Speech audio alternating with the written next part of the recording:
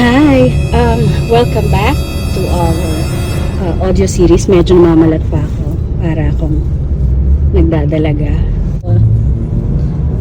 Okay mga kaibigan, welcome back to our audio series MOTG, Midtown on the Go. And we're very privileged na we are joined by none other than the #1 councilor of Parañaque District 1, our past president, Rocky! Hi, Rocky. Hi! Ayun na, oh. Is this for real? Yes, for real. Alright. Ay, nako, guys. Naalala niyo yung unang episode, diba? Puro katatawanan. Ito naman, light lang na usapan. And marami tayong matututunan kay Rocky kasi, we've known her as a very, outstanding talaga na public servant. Pero siguro ngayon, alamin natin sa kanya yung other side of Rocky. So, did you know na isa rin siyang galing dentist and chef? So, siguro ang tanong ko is, yun nga, what is the fulfillment whenever you prepare food or yung kunyari merong client na magpapa catering service sa sila La Maria. So, how do you manage to plan the meals na maging outstanding siya all the time? Well, for me, cooking is one of my passions. Ayun na. Pag-passion mo yan. I really enjoy cooking, and that's why kumuha pa ako ng short culinary course. Ayun na. Kinareer ni Pipi Rocky, guys. Yan. Then I started nga my catering business. Until now, guys. Yeah. Yeah. It started 2015. Yeah. Ang tagal na rin. 10 years na pala. Oh my gosh. Tagal na. Kalain Kalain mo mo. 10 years na rin yun? pala yun. Congratulations. 10 with years. with my cooking, for me, in order to satisfy my clients, I don't do shortcuts. Kung ano yung recipe ko when I started, hanggang ngayon, ganun pa rin. Hindi ko binabago. Kahit nagmamahal, yung mga kung ano man, lahat tumaas na. Siyempre naman sumabay ako ng konti.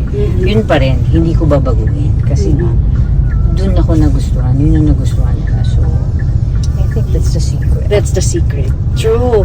Tsaka alam nyo naman, di ba? I have witnessed it personally, how good yung mga dishes. Tawag dito, importante rin that how do you plan that? For example, client to client, iba-iba yung nila, di ba? Personalities nila pagdating din sa pagkain. Yeah, true. Especially VIPs, di ba? So, pag ganun, have you ever experienced a challenging moment? Yeah. During my first few years in the catering business, yung bang tipong nagkaroon ng spoiled food. Oh my God.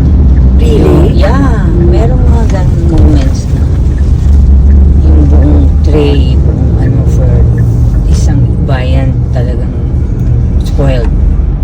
I have to just tell the Sacrifice client talaga. na I'll just huwag nyo nalang bayaran yun. Talaga? Kasi nga, papahiya ako. Oo.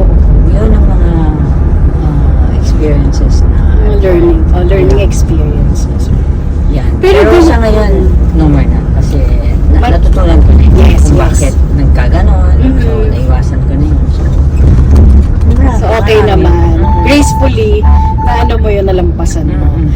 Okay, tapos sa pagiging niya, chef din niya, ang dami na napapasayang tao din kasi nga because of the food. Not because andito siya sa tabi ko, pero totoo talaga yun.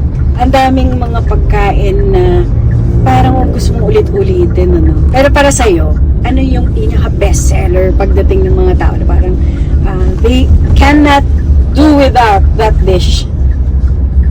Sa tingin ko, natikman mo yung kaldereta. Ayun na yun, Tama. Tama pangalan. Totoo nga!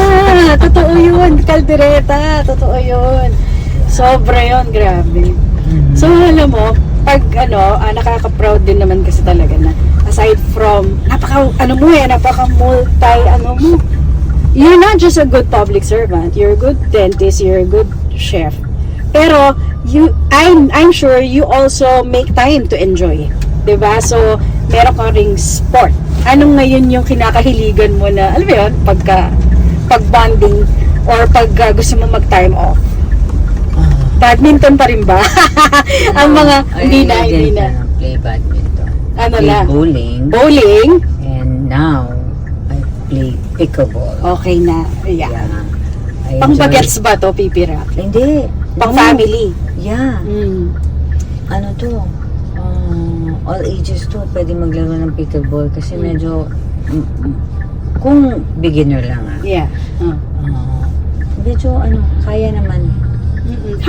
How long to play yung ano na yun, pickleball? Like, anong similarity? 3 hours. 3 hours. Ganyan. Okay. Okay na yun. Good exercise na. Okay. Good bonding na with my family. Family. Yes.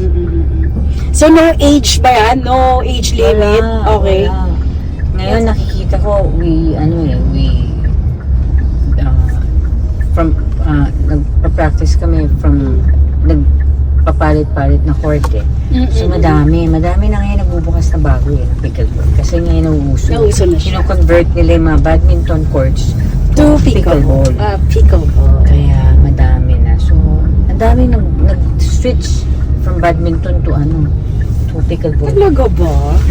Oh, that's nice Mm-mm. At least pati mga bata. Yeah. Okay. So, dahil nandito na tayo sa ating pupuntahan, basta ang ano lang is, aside from ganyan, nagfe-fellowship, saan kami? Yeah. Aside from that, how often do you take some time off? Like from work, parang you make it a point na dapat meron to para balanse. At least, when I get home, I have time for my kids, Kids, and my yes. family. And then, ngayon, I do pickleball, at least twice a week. Twice a week, yeah. Baka maging twice a week na yan. Baka maging addict na ako dyan. Eh, kasabi mo nga, di ba? Pag sumali na kami ng mga open, yan. Oh. Di ba you told us nga na you're a very competitive person, no? Mm. When you say you're competitive, talagang you give it your all. Like in anything that you do. You Yes. can say that, no? Yeah. Oh, guys, wait lang. Break. Okay, guys. Maraming salamat sa pag-join nyo sa amin sa episode na to ng MOTG. Magandang araw po sa inyong lahat. Rocky? Magandang araw po sa inyong lahat.